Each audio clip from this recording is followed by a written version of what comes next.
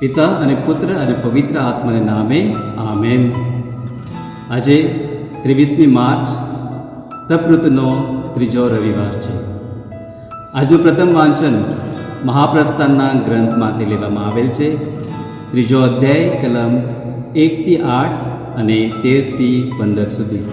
બીજો શાસ્ત્રપાઠ કોરિન્થના ધર્મસંઘ પર પહેલા પત્રમાંથી લેવામાં આવેલ છે.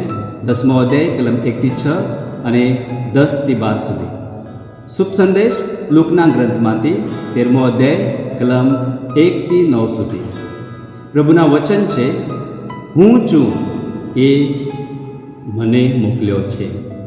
જૂના કરારના બનાવો આપણા માટે દઢારૂપ છે. જો તમે જીવન પલટો નહીં કરો તો તમે બધા પણ એ જ રીતે નાશ પામશો. ક્રિસ્મમાં મારા વાલા ભાઈ તથા બહેનો, આજના શાસ્ત્રપાઠો ઇઝરાયેલી પ્રજાના ધાર્મિક અનુભવોનો દાખલો આપી આપણને હૃદય પલટો કરવા લલકારે છે. આજના પહેલા શાસ્ત્રપાઠમાં પ્રભુ મોશેને હાકલ કરે છે મિસ્ર દેશમાં જવા માટે અને ત્યાંથી ઇઝરાયેલીઓને છોડાવી લાવવા માટે. મોશે ડરી જઈને તત્કાળ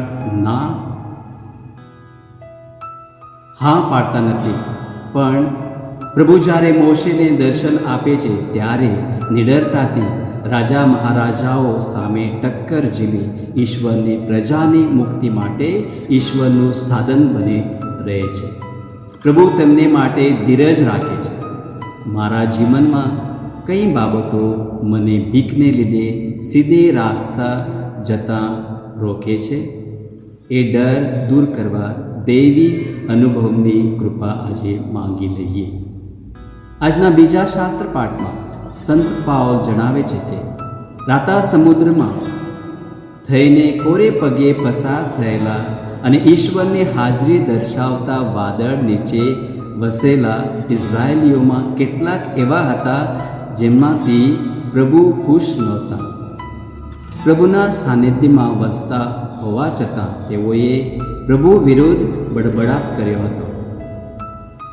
એ ઇઝરાયેલીઓ જેવું આપણે ના કરીએ એવું સંત પૌલ સમજાવે છે. ઈશ્વરે મારા ઉપર કરેલ ઉપકારો યાદ કરી એ સૌ માટે એમનો આભાર માને એને રસ્તે આગળ ધપતા રહેવા આ દિવસોમાં વિશેષ પ્રયત્ન કરીએ. આજના શુભ સંદેશમાં ઈસુ જીવનમાં ફળ પેદા કરવાની હાકલ કરે છે.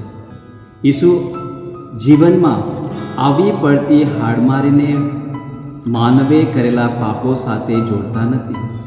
જીવનમાં આર્થિક મુશ્કેલી કે ગંભીર બીમારી આવી જાય પણ તેને આપણે કરેલા પાપોની થયેલી સજા તરીકે લેખવાના નથી. આવું હોવા છતાં ઈસુ પાપ ન કરવાની હાકલ કરે છે. પાપ વિનાનું જીવન જીવીએ તો આપણું જીવન ઘણા ફળ પેદા કરી શકે છે. પ્રભુ આપણી સાથે ધીરજથી કામ લે છે અને આપણને પણ ધીરજ ધરવા આહ્વાન કરે છે. કપરા સંજોગોમાં આશા છોડી આત્યંતિક પગલાં ના જ લેવાય. દયાળુ ઈશ્વર ન્યાય તોડવામાં વિલંબ કરી હંમેશા નવી તક આપતા રહે છે. આપણે કેટલા સફળ છીએ એ મહત્વનું નથી, પણ આપણે કેટલા વફાદાર છીએ એ મહત્વનું છે, કહે છે સંત મદર તેરેસા. ધીરજ, ખંત, આશા ને વફાદારીથી કામ કરતા રહેવામાં મને કેટલી સફળતા મળી છે તેનું મનન ચિંતન કરતા પ્રભુના માર્ગે વળીએ. આમેન.